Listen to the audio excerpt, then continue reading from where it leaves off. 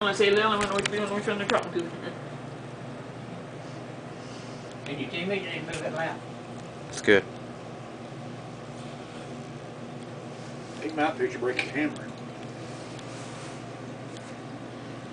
What's that for? Found two mushrooms today. Hi, I'm Ellen Rice, and this is COMM101, speech number 4, the persuasion speech, and I would like to speak today on how the drunk driving laws in Indiana need to be stricter.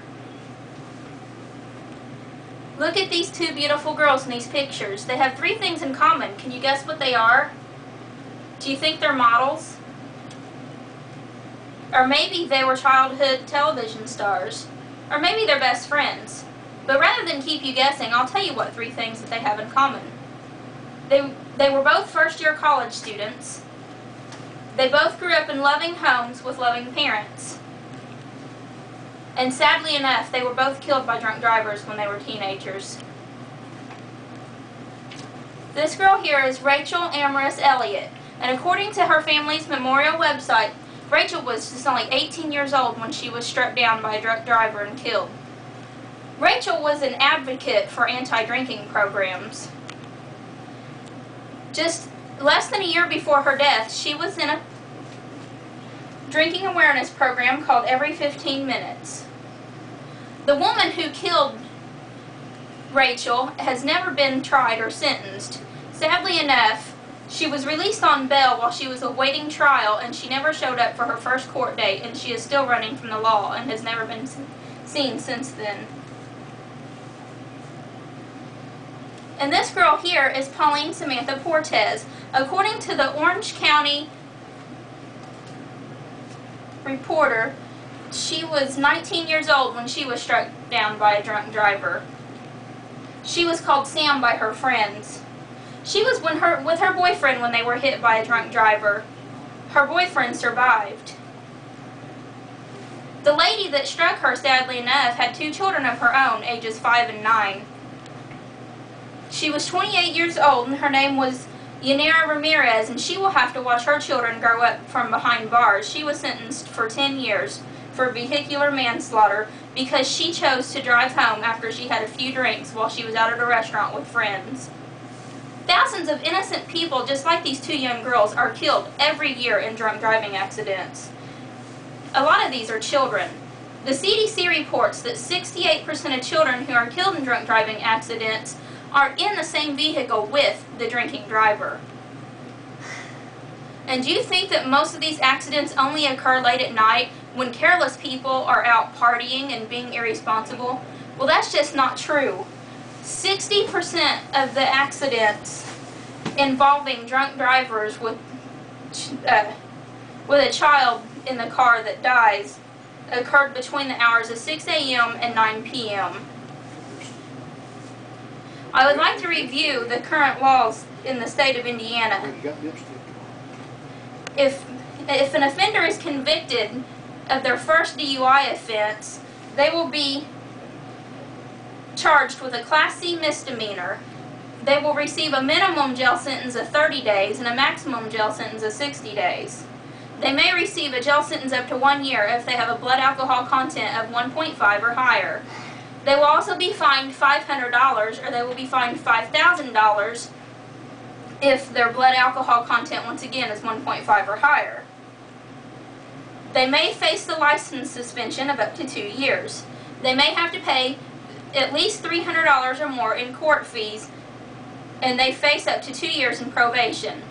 If they are charged with a second offense DUI, they face being charged with a Class D felony. They face a fine of up to $10,000. They face anywhere from 5 days minimum to 3 years maximum jail time.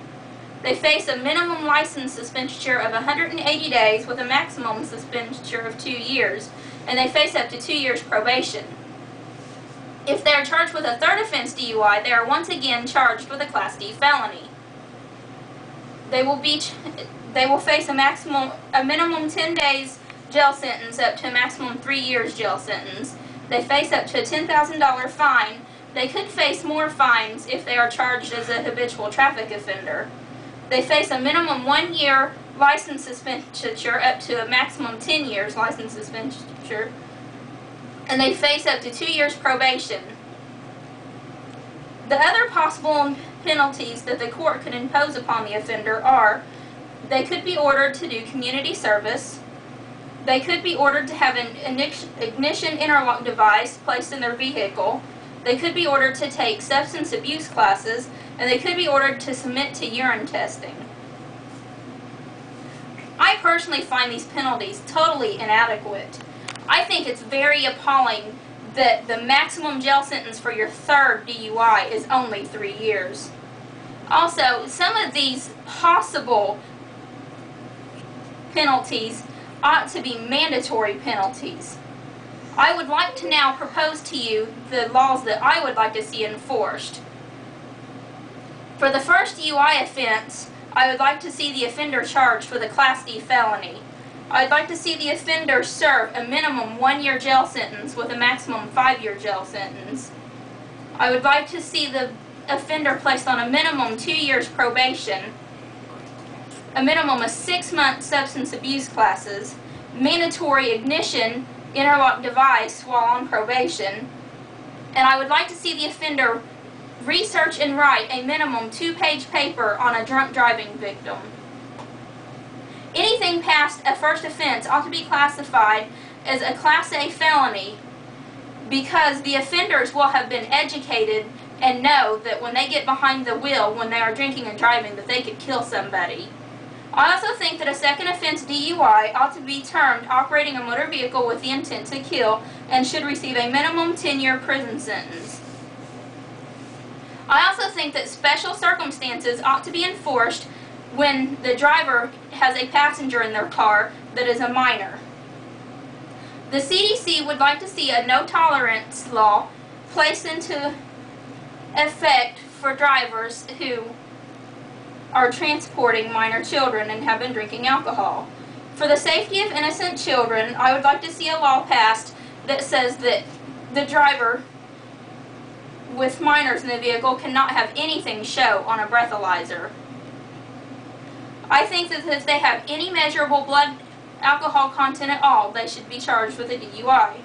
I know that these penalties sound really harsh, but I think that this is exactly what it'll take to get people to stop and think twice about drinking and driving, and especially when their children are in the car. So in conclusion, if you decide to have a glass of wine or a beer with your dinner, that is up to you. But if you do so, please don't drink and drive. Have a designated driver beforehand or call a cab. Please don't take the chance of killing me or my children, or of killing yourself and your children by drinking and driving when you've had a drink at your meal. Changing the laws can't bring back Rachel or Sam, but they might be able to keep more stories like this from happening. So please remember, it's up to you whether or not you want to save lives. If you're going to drink, please drink responsibly and never drink and drive. Thank you.